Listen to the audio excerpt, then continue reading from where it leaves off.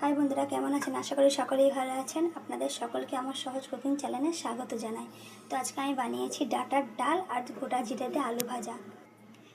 এই দুটো রেসিপি আপনারা খুবই ঝটপট 10 মিনিটের মধ্যে বানিয়ে ফেলতে পারবেন।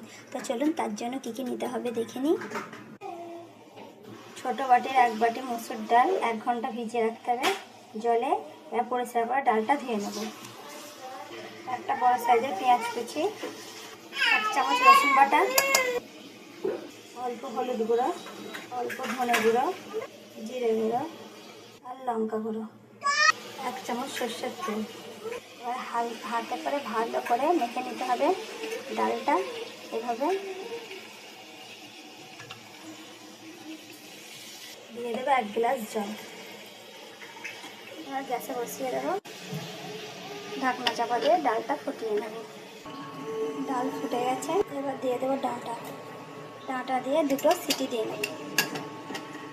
এবার আলুটা ভেজে নেবো। গ্যাসে প্যান বসে দিয়েছি, দিয়ে দেবো সর্ষের তেল 2 চামচ মতো। তেল হালকা গরম হয়ে গেছে, দিয়ে দেবো গোটা জিরে আর আলু, অল্প লবণ,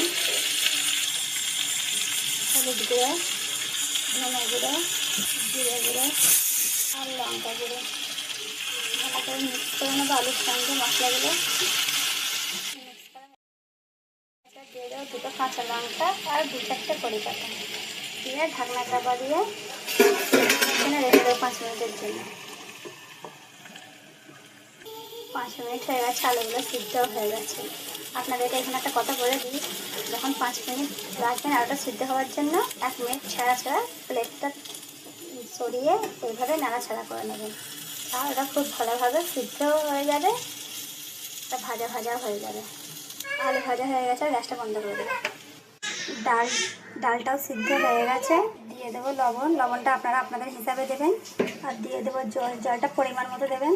এটা একটু ঘনই ভালো লাগে, বেশি পাতলা হলে কিন্তু ডালটা ভালো লাগবে না। এবার দিয়ে ফুটিয়ে নেব। আপনারা বাড়িতে একবার এইভাবে বানিয়ে গরম ভাতের সঙ্গে খেয়ে দেখবেন, খেতে কিন্তু খুবই টেস্টি হয়। যদি আমার ভিডিও এবং রেসিপিটা আপনাদের ভালো লাগে তো অবশ্যই লাইক, সাবস্ক্রাইব এবং ফলো করবেন। Thank you.